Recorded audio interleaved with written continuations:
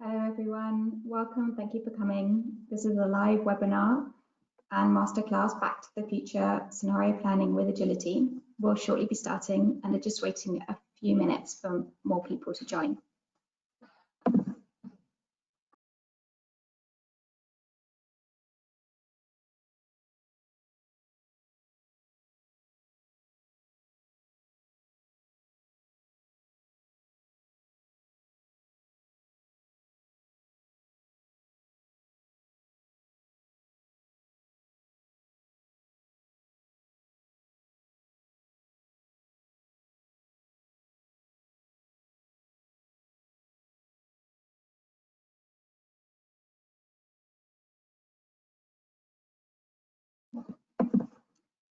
Hello everyone, welcome, thank you for coming. This is a live webinar masterclass, Back to the Future Scenario Planning with Agility. We'll shortly be starting, we're just waiting a few more moments for more people to join.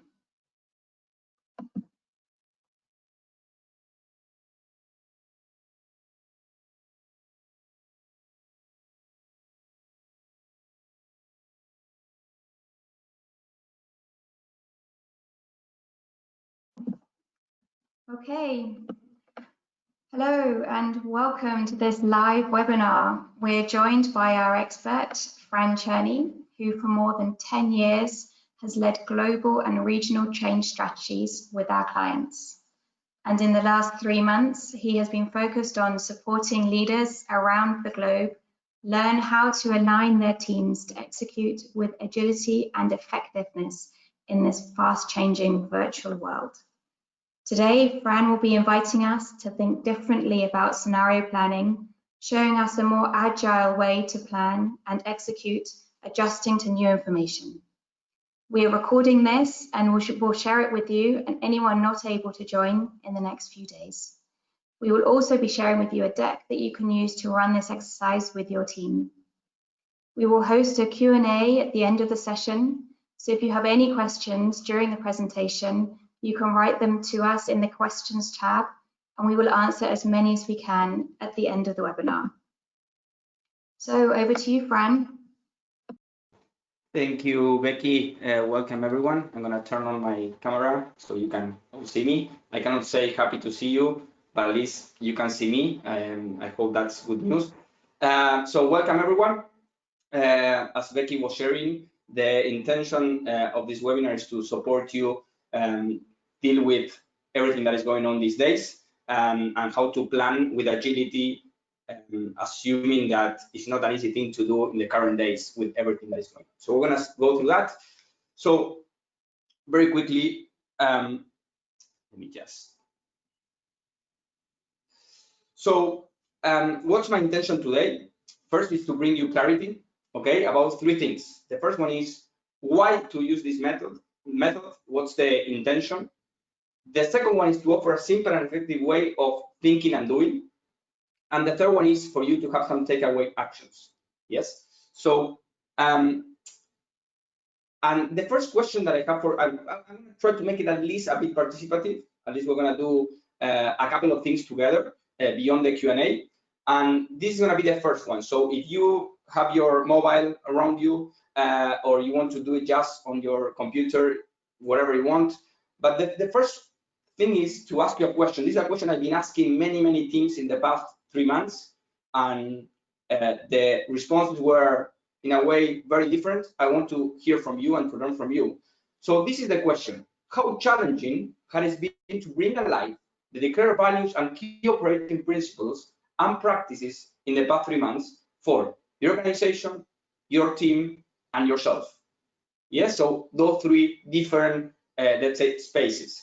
So in a way, the question is how easy or hard it was to live up to your values and to your key operating principles. So the request I would say is go to menti.com, or you can just scan the QR code there, and you can insert the code that you go to menti.com 405582, and we're gonna see your responses live. Yes, how challenging has it been to bring alive the declared values and key operating principles and practice in the past 3 months for your organization, your team, and for yourself?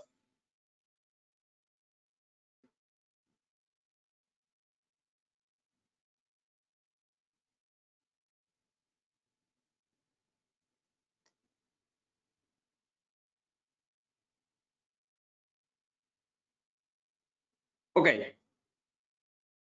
So I'm gonna wait. We already have some responses. I'm gonna wait a bit more, give you 30 more seconds to respond.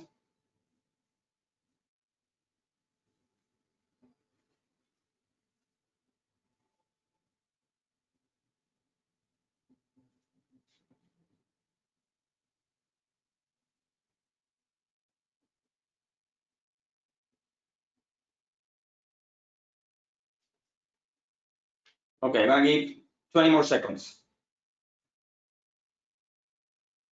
I think only half of the people voted yet, but this is gonna be an indication, and you can do it also afterwards.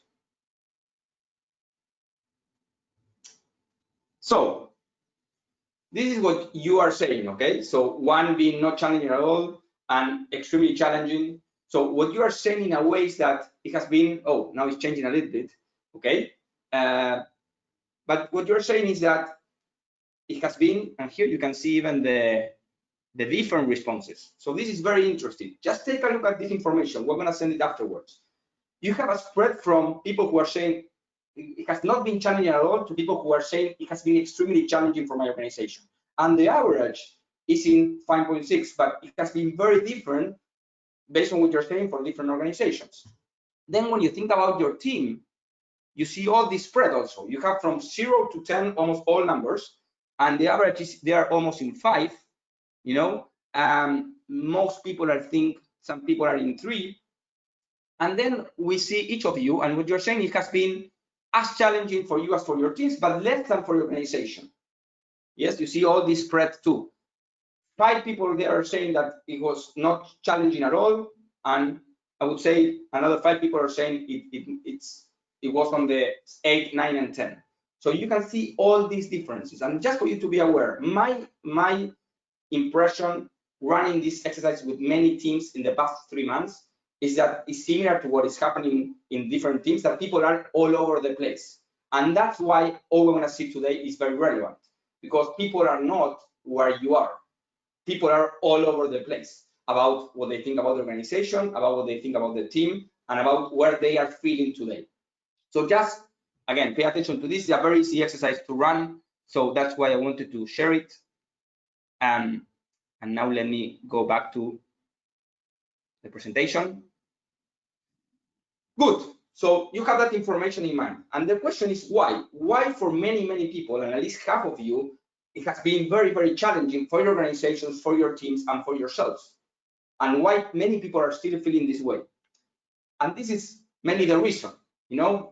So with COVID-19, you know, we have the homeschooling. It's not just home office. You know, people are saying, oh, we are now in home office. This is not home office. I've been working from home for a long time and just flying into clients and then going back home and having my office there. And this is not the same, okay? And most people are saying that. The second thing is consumers. You know, I don't know if this happened in the country you are from or where you are living these days, but I'm in Barcelona, here in Spain. I know that many countries happen the same. We run out of toilet paper in just 1 week. So consumption completely changed. And now we are still learning where consumption is going based on the new things that are happening. And the third thing is everything moved into virtual. So we're having video conferences all the time. We are maybe 8, 9, 10 hours on computers, looking at a screen, people looking at us, and that creates a lot of tension. It's a completely different dynamic that we never learned, I would say, about. So all that is happening. But what is happening beyond, you know, what you just in a way express? And the main thing is disruption is happening. And this slide is before COVID-19, okay? This slide is from 2018. So what I'm trying to say here is disruption was happening before also. It was always there. For me, it was like, you know, this idea of a wheel that was going faster and faster, but now it's going really, really fast. Why? Because coronavirus came and everything is happening faster than you could have ever imagined. So this is my guess, but this is my opinion. Something was gonna happen. It was coronavirus. It could have been something different, maybe 1 year later, to really accelerate the speed of change, the pace of change, I would say.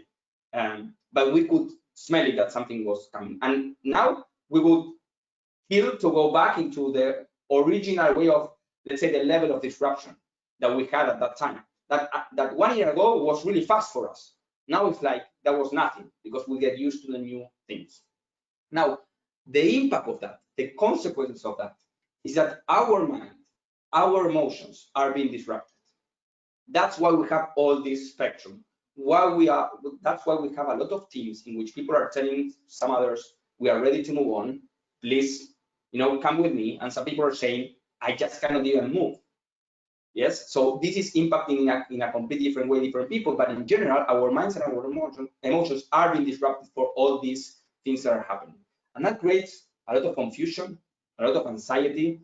In most teams that I've been working with, people don't know how to decide what to do in 2 weeks from now, how to plan for the year, how to execute, and how to commit to things. How I'm going to commit to something if I don't know what's going to happen in 2 weeks from now? And this also creates, in my experience, a lot of suffering because people don't know how to deal with all this. Now, I love this equation.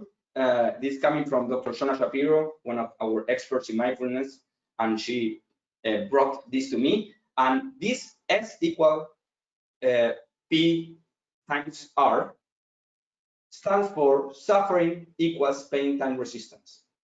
So one of the first things that we need to help our people do and do for ourselves is to stop resisting what's going on.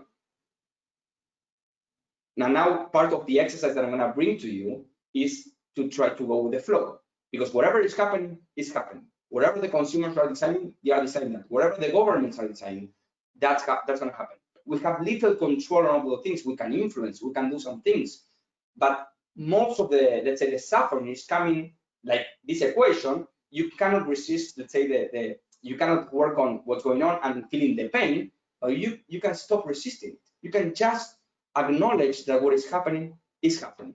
And then you will still have some pain for the losses you have, for the issues you are going through, for the things that are not as you would like them to be, but very different is to resist it. And then you are also losing time to respond, to react to the market. So this is for me a key thing that I would, in a way, invite every leader, every team to go through. How we lower resistance, how we acknowledge what's going on, and we move on. And then the other thing is that there are so many inputs and directions, so but we are looking at one of those, and we believe that that's the way to go. That's the direction we have. But the issue is that people are looking at things from different angles, from their own mindsets. And the question is, what lenses are people using to filter the information to, and going back to this, to focus on Julia, on Bari, Basilicata, Sardinia, or maybe they are seeing something from the other side, seeing things that I'm not seeing. So we need to acknowledge that people, based on their own experiences, who they are, where they come from, what they are experiencing today, they might be seeing a completely different picture than us. And that's what we're going to do, is going to try to address. So what's the way out? And the way out for me, what we created, trying to help leaders in the last 3 months, is this idea of strengthening the muscle of scenario planning 2.0, meaning scenario planning with agility. And I'm going to see why Back to the Future is there. It's also inspired on the movie. It's been 35 years of the movie, I think, this last weekend. If you didn't see it, I recommend that you go through it in the next, maybe it's a good plan for the weekend. But you want to see why there's a very amazing explanation from Doc Brown in the movie, which in a way is expressing what's going on today. And I think unless we acknowledge that that's what's going on today, it's going to be hard for us to plan. And the intention is to create one team, one direction, yes, to make from all that confusion, from all that turmoil, let's say, create a clear path where we are all working together towards, to enjoy the ride, yes, to enjoy the process, just to, again, stop the suffering and acknowledge that what is happening is happening. And the other thing is to keep it simple, to just go with the flow as much as you can, to surf the wave as much as you can. And this is very important because my perspective is as someone who try to go to the big books and create big activity systems, to address the issues. And sometimes I feel we need to create very simple exercises that will put the team and each of us to think in a common way, with a common goal in the right direction. And I think that that's what this is trying to do. So let's go into it. Yes, well, this is the context. So for the ones who saw Back to the Future, and actually Back to the Future 2, this is a critical scene where they come back from the future in a way that is in 2000 and something. I don't remember exactly but it would be 2015, I think. And they go back into their time, 1985, and they realize that they are in a moment, they went back to a completely different 1985, which means, and they're asking themselves, what happened here? This is not the place we left. And they realize that something happened. You know, I'm not going to spoil the movie for the ones who didn't see it, but the ones who saw it, you might remember that the explanation is something changed the trajectory, and we're in a parallel 1985. Now, this is exactly what is happening every day today. Things are changing so fast that whatever plan we are making, there's something that is creating a parallel world almost every day, because the government decided something, they decide to open, the places in which you are in, they decided to close it. You are thinking that you can go back to the office in a month from now, then they decide that something happened, so they're going to keep the city closed. So there's so many things happening every day that we don't control, that if we don't check how those parallel worlds are created, then we will never be ready to respond to the challenge on time, in the moment, with the real things that are going on. And I think that this is the opportunity we have to learn how to do this even for the future. This is, for me, one of the key things we can take for even when coronavirus passes. That's another question. When that's going to happen, who knows? So let me tell you how this works. So this is just a typical, I would say, scenario planning thing. So now I'm gonna share with you why this is a 2.0 thing, or with agility. So you have an assumption. Yes, let me show you the assumption. Here it is, the time at home. So you would say, okay, people will spend more time at home. And this, you will see, the potential increase in behavior is the light green, and the other one is the potential decrease in behavior. So if you assume that this assumption is true, then you will say people will work more from home, will be eating more at home, will have more entertainment at home, they will travel less, and they will need more digital coordination. Now, each of these have another ripple effect. So, okay, it means that we're going to have more home office spaces, less traditional office spaces. This means more refurbishment at home, more equipment at home, less commercial real estate, paint, carpentry, based on refurbishment. So you can see it's a typical scenario, based on one assumption. Very good. So we're going to do something very similar for the moment. So we're not going to do the exercise today, but I'm going to teach you how to do the exercise. And as Becky shared, after this webinar, maybe tomorrow, you're going to receive even the way to do it, because we want to help you, your team, your organization, learn how to do this and apply it to really find a way to move forward with agility in this scenario. So let's go and see how it works. So the first thing is how we run this exercise. And again, what I would say is usually I would suggest having a 2-3 hour session. So what you're gonna see now is for a 2.5 hours session for a team. I decided not to do it now with you because it's much better when you do with your teammates and you discuss things with them and you see how aligned or not aligned you are. If I do it with all of you who belong to different organizations, it might not help you as much as I think it will when you do it, based on all the experience we have.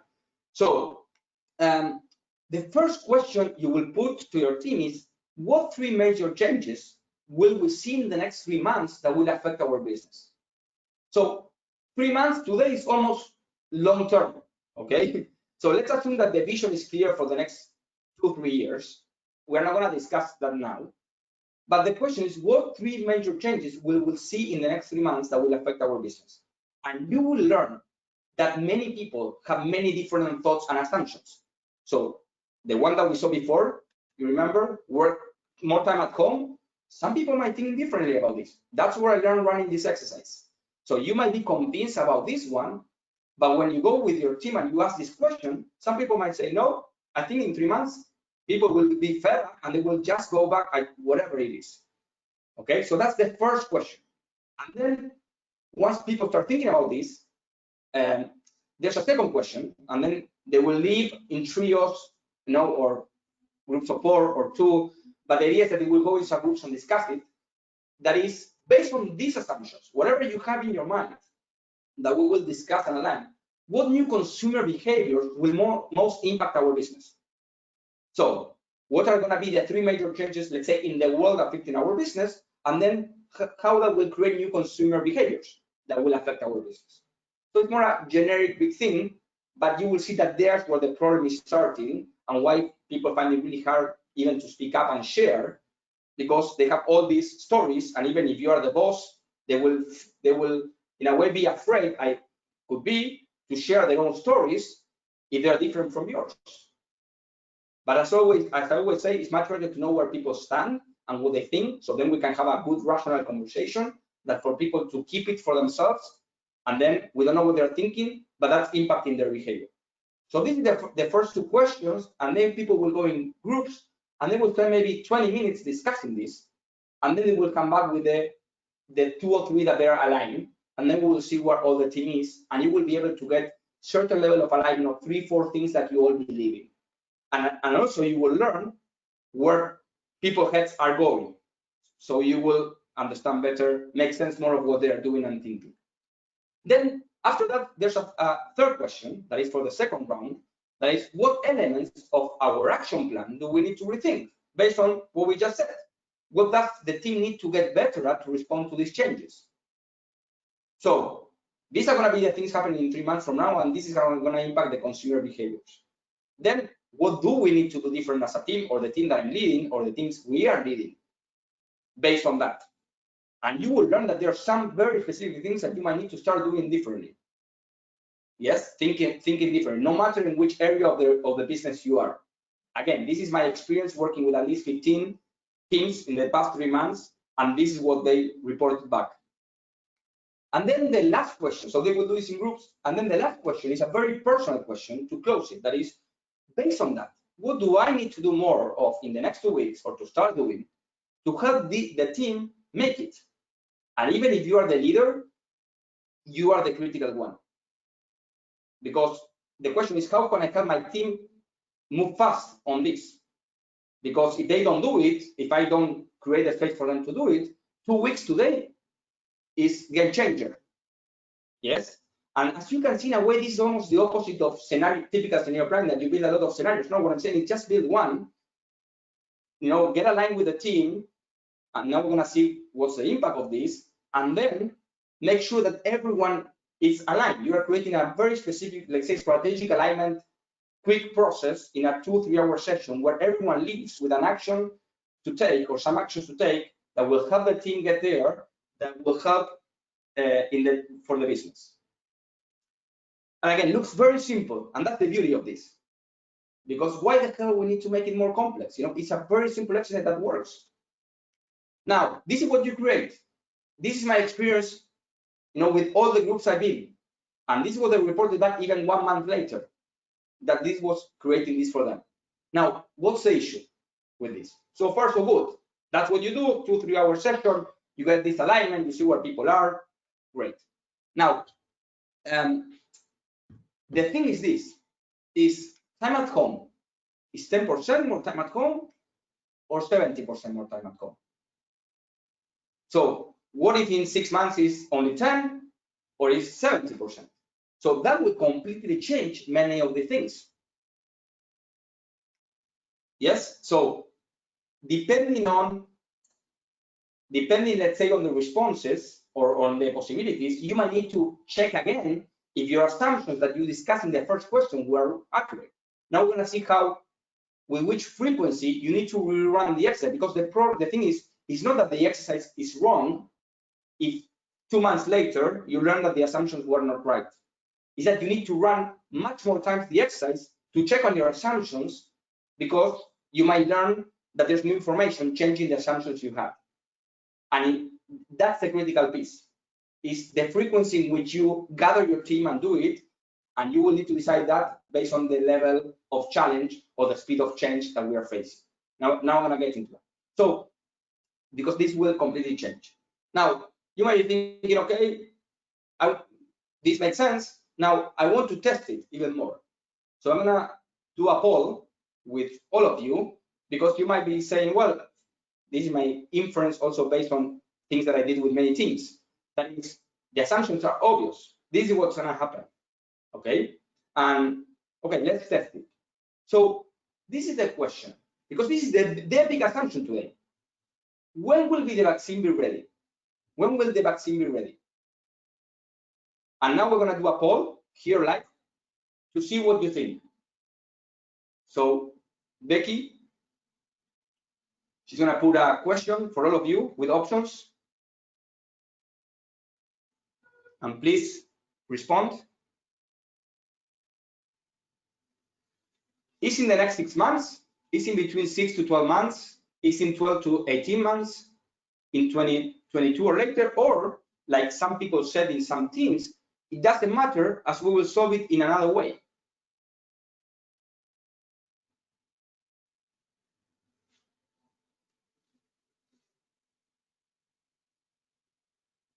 I'm about to close the poll, so if anyone else wants to respond, please respond now. We've got a really high response rate, Fran. We've got 71%. Okay, let's go ahead. And I'm going to share the results now. Please. There you go. Good. So this is interesting. Okay, so some people feel that it's going to be in the next 6 months, only 5%. Yes. Then we have, the 46% in between 6 to 12, 44% in between 12 to 18, and then 8% is not, a bad number, I would say, feel that it's going to happen through any other way that we're going to solve the problem. It would be very interesting to ask why, if you have people who think in which way this is going to be solved and what do they think. It's very interesting because there's a big opportunity for innovation there, for learning new ways of thinking, for maybe something that is true. So for me, the question is this: it's not who is right or who is wrong. The question is, can I stay open with a learner mindset that all the possibilities could become true? That my story, whatever I'm telling myself, might not happen in the way I'm thinking. And there's going to be new evidence out there that I need to incorporate, and I need to stay open to change my beliefs, to change my opinion about this. That's the critical piece. And the more you know where your team is in a question like this, because let me tell you, if you have people who are thinking that it doesn't matter when the vaccine is out there, the behaviors are going to be different from people who think that it's going to be in the next 6 to 12 months. And they're going to be thinking in a different way. And I think if you are the leader or a member of the team, it's much better to know. Always, it's much better to know, to discuss things with consciousness, so we can get aligned, or at least agree that we have a different perspective, but stay open to any possibility.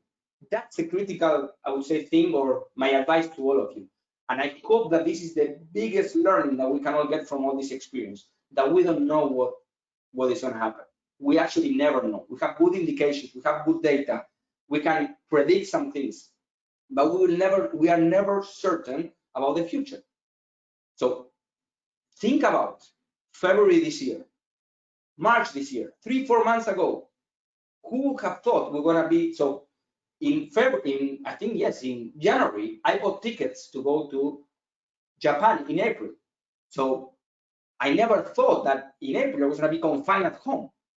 If someone would have told me that, I would have never thought about it. So it was never a possibility in my mind. And I know that some people told me, I think that we need to close the borders and this was going to happen. I would say, these people are crazy. So this is one of the biggest learning that I think we can all incorporate. In which situations we in a way behave like knowers who tell people we know how things are going to be. So going back to this before we go into questions, this is the back to the future idea. The faster the speed of change, the higher the need to strengthen the muscle scenario planning 2.0, which I want to translate to you. That is, the faster the speed of change, the more frequency you need to have running this exercise. I would, in this moment, I would do it with my team at least every 6 weeks, because there's so much new information going on. There's so many new assumptions changing, I would say, every 2, 3, 4 weeks.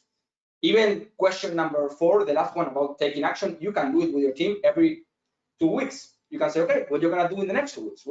And again, the intention of this exercise is not to think of the big things, it's just to make sure that we are planning for the next 3 months. That's the idea.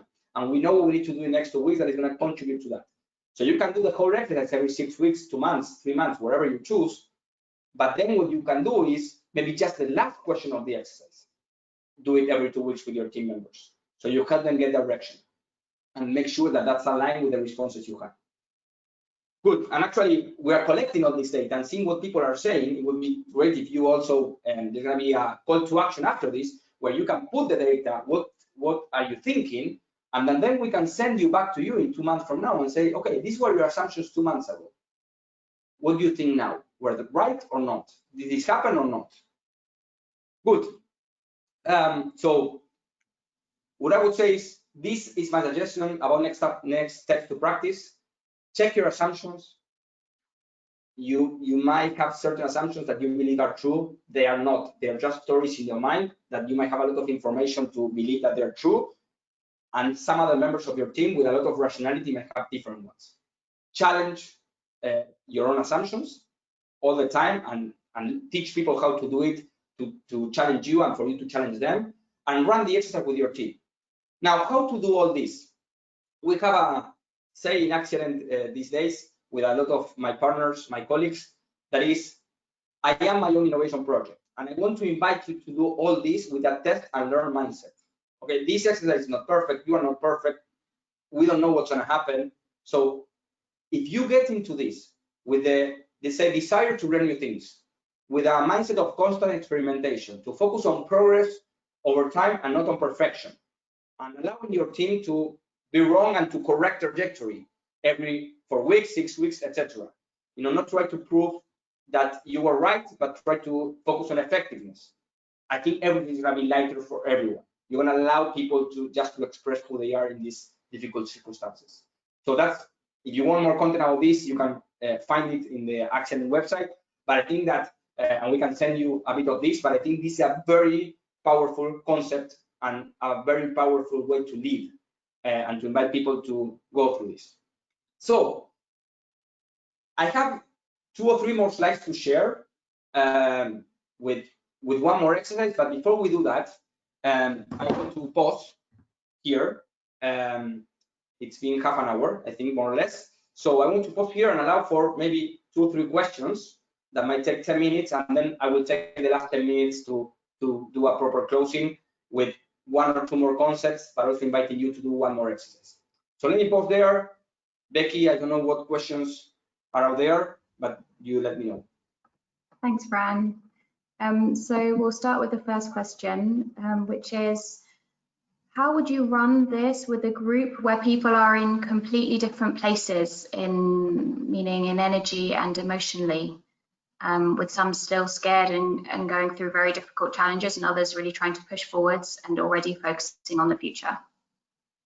Okay, good. So first of all, my experience with, I would say, 100% of the teams that I work with on this is that that's exactly where they are. Some leaders believe that people are not, or some leaders believe that they need the people who are in a difficulty, let's say emotionally, to really move on and to be ready to discuss the business with everything that is going on. They should be in a different place, but that's not what's happening. So what I would say is, let's assume that this is the case in general. So let's assume that, okay? Even if you don't believe that, assume for a moment that that could be true, and that it's hard for people to speak up and to share. And that usually that creates a tension between the people who feel ready to move on and the people who, and actually the way I represent it is, people are screaming from this place saying, hey, come on, let's do it, let's do this. Let's move into the task, and let's do that. I don't think that that's the best way. I think the best way to do this is to go where they are and walk with them side by side. So I think it's a great exercise. To be honest, I think today we really focus on the part of the exercise that is the task oriented, where actually with the first questions, you're going to help people to come together and talk.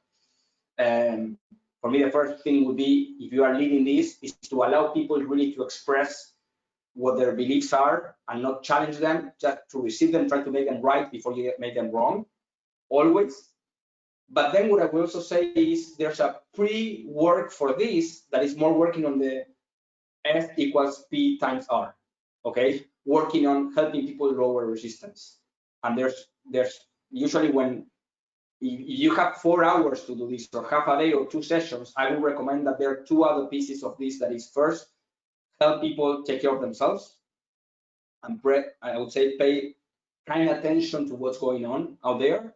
And the second thing is invite people to look at all of this with the right mindset, that I would say are the right mindset. That is the player, focus on what you can do and respond, the learner, try to learn from every experience and be open for other perspectives, and also a growth mindset also, that is use this to learn, to become a better human being, a better leader, a better colleague, etc. That in a way summarize that in I Am an Innovation Project. But for me, my suggestion for this question is meet people where they are and show the people who are finding a hard time to really get in there, to make them right, meet them where they are and walk with them. Don't scream from the other side of the highway. That would be my suggestion. Thanks, Fran. And another question that's come up is, did you face teams whose members had such a broad diversity of perspectives that it turned out to be quite hard to get a consensus on some of the trigger questions? Actually, no, that didn't happen. But let me put it this way.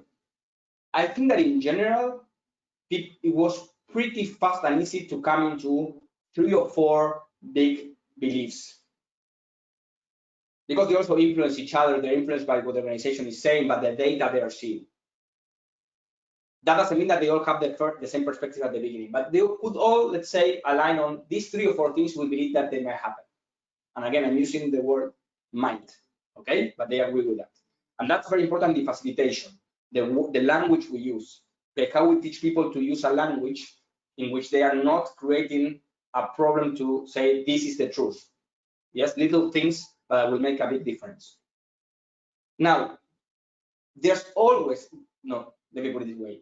What I experienced with all these things is that there was always 1 or 2 opinions that were like more outsiders.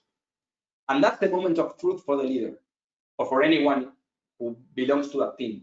That is to inquire, to understand more, to understand why some, because then you can still say, okay, these are the 3 or 4 things that we can agree with, but there are these 2 ideas out there that we don't know actually, but are interesting. So for example, someone said in one of the sessions, I don't believe the vaccine is going to be a solution. I think people will get fed up before then, and people will just, and the governments will not have any other way to do it, and people are going to feel so strong about it that they will be willing to cope with the consequences. Is that true? I don't know, but it's an interesting possibility, because if that happens, then all the plans we are doing based on the vaccine being the solution, some of you said before 6 months, some of you said 12 to 18, some of you said more than 18, so some in 2022. So what if that's not the issue anymore, for example?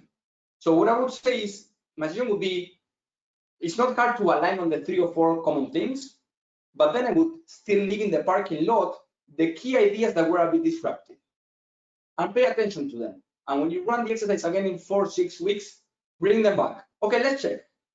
Would this be possible now? And the other thing would be, what if? What if this becomes true? And then my suggestion would be, let's not build 10 scenarios. Let's build 1 scenario, maybe 1 or 2 what ifs. With those 1 or 2 what ifs, you're doing 2 things.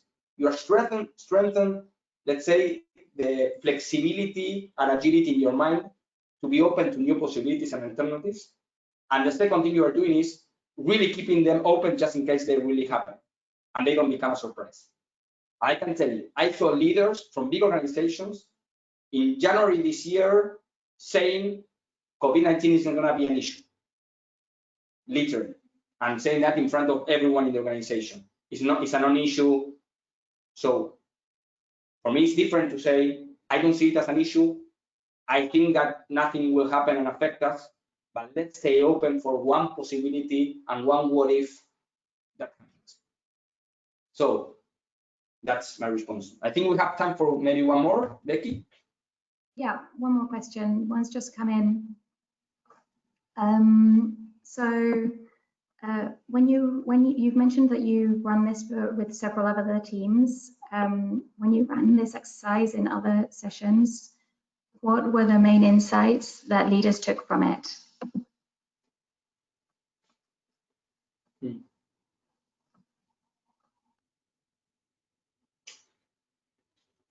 I would say the first one was, oh, I don't need to get into a very complex way of aligning my team.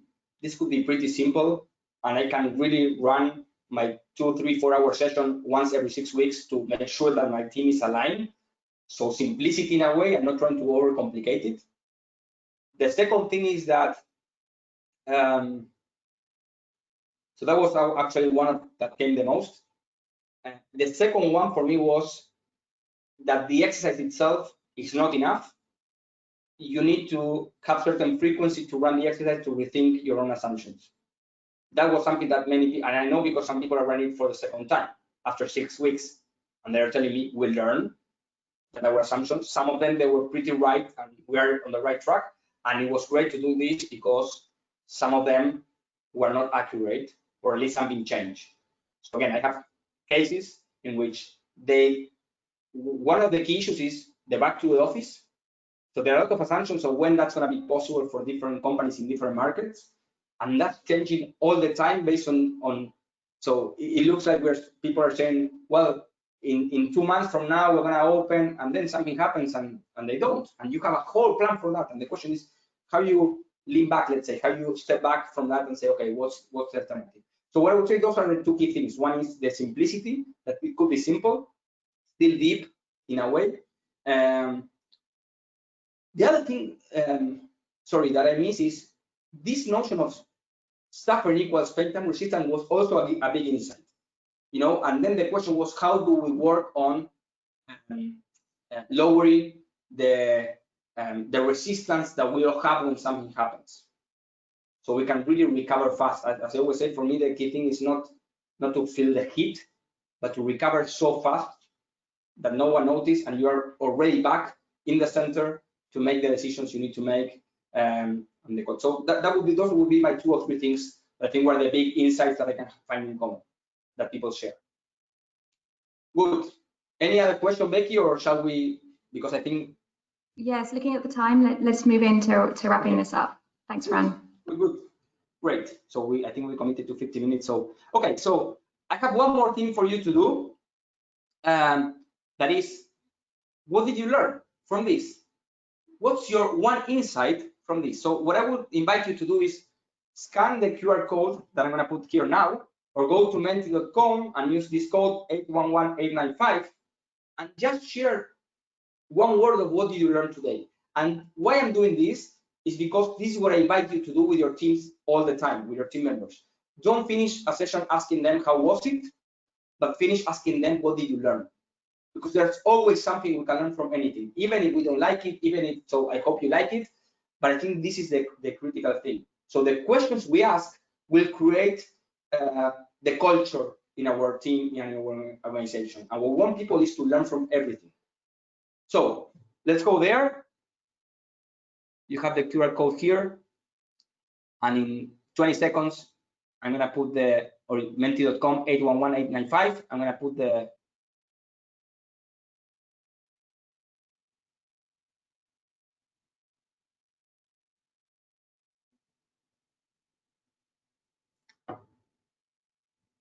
So let me do this.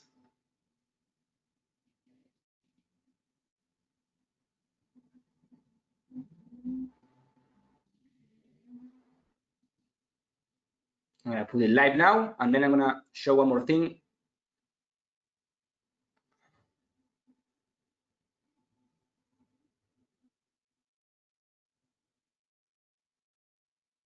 While you respond. Good. Okay, so here you can see we are putting flexibility, frequency, challenge our stories, ongoing review, simple is good, stop resisting, challenge uncertainty rules, mindset, SPRs, suffering equals pain time resistant, alignment, method. And again, if you think of the exercise, it's a very simple one. Of course, you need to lead it, you need to do it, you need to facilitate it. So that's maybe the hardest piece, but it's very simple question. And I'm sharing this because one of the things I experience is that sometimes some clients come and try to make it more complex. So when I send this question to no. So let's of course you can adjust something, you can adjust with which frequency you do it, you can adjust how much time you take for this or that based on the size of your team. This is assuming you have a team of 12 people, 15 people, okay? But we can even run it with 100 people at the same time. This, of course, it will be a different dynamic, but it could be done, of course. Good. So I'm really happy that you learned this, despite if you like it more or less. You know, I did my best. Before we close, I want to share with you the last quote that I hope it will help you. It's a quote that I love that says, "In a time of drastic change, it is the learners who inherit the future. The learned usually find themselves equipped to live in a world that no longer exists." This is from Eric Hoffer. So thank you. I hope you find it useful and that you can benefit from this. And as we shared before, we're going to send you even the way how to run it, the timing, you know, all that, so you can try it. Our intention, or my intention, is to again help people and teams and leaders deal with anxiety, deal with all the issues we're going through, so you can find your way, your path forward in an aligned way, with your team members feeling united, and that they are all going rowing in the same direction, and that from time to time you can pause and you can think what's going on there, challenge yourself, and learn through the experience. That's my intention. So thanks to everyone, and we will be also open. I would love to hear your reports back, let's say, and to hear from you, how did it go? We're gonna try to find a way to do that and support you. So all the best.